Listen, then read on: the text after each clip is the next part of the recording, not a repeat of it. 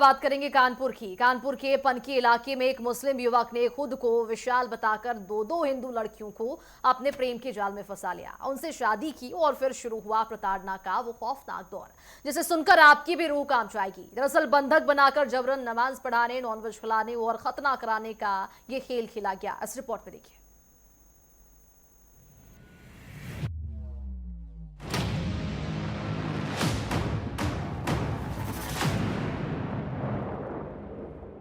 ये तस्वीरें गवाह हैं कि उत्तर प्रदेश के बहू बेटियों की सुरक्षा के साथ खिलवाड़ करने वालों को बख्शा नहीं जाएगा। कानपुर के पनकी इलाके का ये रतनपुर अपार्टमेंट, जहां पर एक बंद कमरे के पीछे पिछले 8 साल से खौफ की एक ऐसी कहानी लिखी जा रही थी जिसे सुनकर किसी के भी रोंगटे खड़े हो जाएंगे। हरदोई की रहने वाली अनुकृति पांडे को इंस्टाग्राम पर विशाल नाम का एक लड़का बताए, जो खुद को हिंदू और मेडिकल छात्र बताता है। शादी होती है, लेकिन शादी के बाद विशाल अचानक से इरशाद बन जाता है, जिसके बाद ब्राह्मण परिवार की अनुकृति पर जबरन नमाज पढ़ने, नॉनवेज खाने और धर्म परिवर्तन का दबाव डाला जाता है। हद तो तब हो गई जब अनुकृति के मासूम बेटे का जबरन खतना कराने और उसका मुस्लिम नाम रखने की कोशिश की गई।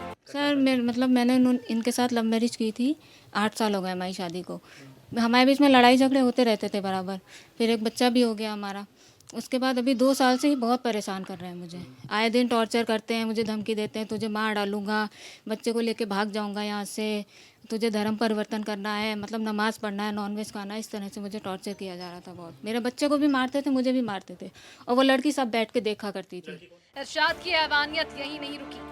विशाल बनकर उसने एक हिंदू लड़की को नौकरी दिलाने के बहाने फंसाया और परमठ मंदिर में उससे शादी कर ली। दूसरी लड़की 3 महीने की गर्भवती है और उस लड़की को पहले भनक तक नहीं थी कि उसका पति पहले से शादीशुदा है और मुस्लिम भी है। पड़ोसियों को धोखा देने के लिए इरशाद अपनी दूसरी पत्नी को बहन बताता था। कहते हैं ना कि पाप का घड़ा एक दिन भरता ही है। पहली पीड़िता ने किसी तरह अपनी जान जोखिम में डालकर बजरंग दल को फोन किया, जिसके बाद हड़कंप मच गया। कृष्णा तिवारी नाम है। कल मेरे पास एक फ़ोन आया कि भैया मुझे बचा लो। मैंने पूछा पूरी क्या बात है, तो उसने पूरी अपनी घटनाक्रम बताया कि मैंने एक विशाल नाम के लड़के से दोस्ती की थी 8 साल पहले। जब उसने मुझे बुला लिया, जब मैं वहाँ से यहाँ चली आई अपना सब कुछ लेके, तो मुझे पता चला कि विशाल नहीं, वो इरशाद था। और जब से मैं यहाँ पर आई हूँ, आने के बाद फिर मुझे मजबूरी में उसके साथ शादी करनी पड़ी 8 साल पहले। शादी करने के बाद जैसे ही मैं उसके घर पहुँची, तो मुझे पूरा परिवेश वहाँ मुस्लिमों का दिखा।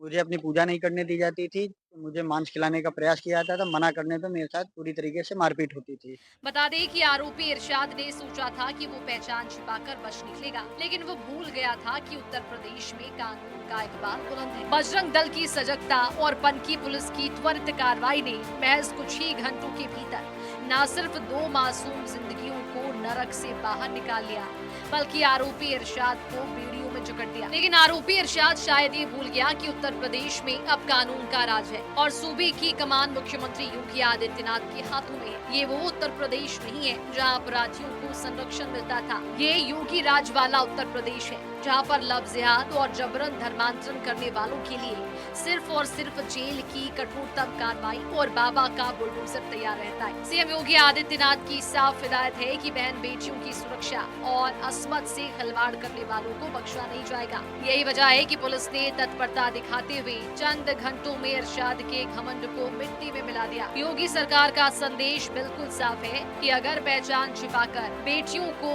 छला, तो कानून ऐसा सबक सिखाएगा कि आने वाली नस्लें भी कांप उठेगी। News desk, network 10।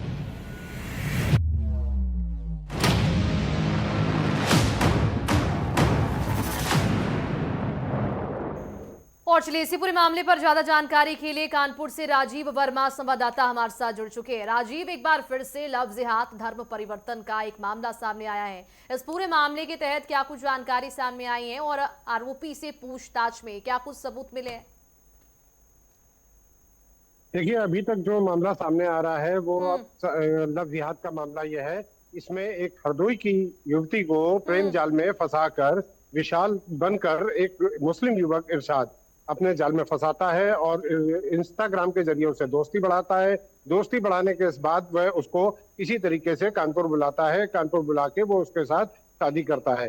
फिर सुनने में यही आया है कि जानकारी जो अभी तक मिली है कि कुछ साल तक ये मुस्लिम युवक जो था, ये लखनऊ का रहने वाला था सॉरी आगरा का रहने वाला था और ये लखनऊ में जाके दोनों लोग रहते हैं। दोनों लोग वहां पे लखनऊ में रह के काफी समय बिताते हैं और उसके बाद वहां से जब कुछ दिक्कतें आती हैं तो ये यहाँ पे कानपुर आ जाता है, रहता है। कानपुर में रहने के साथ अब ये 8 साल उस लड़की को हो चुके थे। 8 साल से ये लड़की बंधक बनी हुई थी और इस पर जबरन मांस खाने, जबरन नमाज पढ़ने और उसको धर्म परिवर्तन कराने की उसको प्रयास किया जा रहा था, जिससे आगे जाकर और एक उसने बजरंग दल कार्यकर्ता का नंबर किसी तरीके से हासिल किया और नंबर हासिल करने के बाद उसने उसको ये सारी शिकायत करी। तो बजरंग दल कार्यकर्ता ने अपनी सजगता दिखाते हुए पुलिस का सहारा लिया और पुलिस पनकी थाने की पुलिस को लेके उसने फ्लैट पर छापा मारा। तो वहां पर उसको एक देखने वाली ये चीज मिली कि वहां पर पहले से एक युवती और भी मौजूद थी। जहां उस युवती के बारे में पता किया गया तो पहले तो इरशाद ने ये बताया कि ये मेरी बहन है, लेकिन बाद में पता चला कि ये भी उसकी दूसरी पत्नी थी, जिसको जो ऑलरेडी 5 से 6 महीने के गर्भ से थी। ये इससे भी शादी कर चुका था, ये मुस्लिम युवक इससे इस लड़की से भी पहले शादी कर चुका था और अब इसकी 2 शादियां हो चुकी थी। पहली बीवी जो थी अनुकृति पांडे इस बात से भी परेशान थी क्योंकि ये दूसरी युवती को ले आया था और अब उसको भी साथ रखता था। तो दोनों युवतियां एक साथ एक ही जगह रहती थी। अनुकृति को कोई आजादी नहीं थी, वो अपने कमरे से निकल नहीं सकती थी, अपने बेटे को लेके बाहर नहीं जा सकती थी, उसके बेटे को खतना करने का दबाव भी डाला जा रहा था, जिस कारण से वो काफी परेशान हो चुकी थी और वो लगातार इस प्रयास में थी कि कैसे यहाँ से बच के निकला जाए। बिल्कुल। और राजीव, ये भी बताइएगा कि जिस तरह से इस पूरे मामले में पुलिस ने बड़ा खुलासा तो कर लिया है, आरोपी को गिरफ्तार भी कर लिया गया, क्या कोई अन्य व्यक्ति भी इस पूरे मामले के तहत शामिल है? इस बात की कोई जानकारी?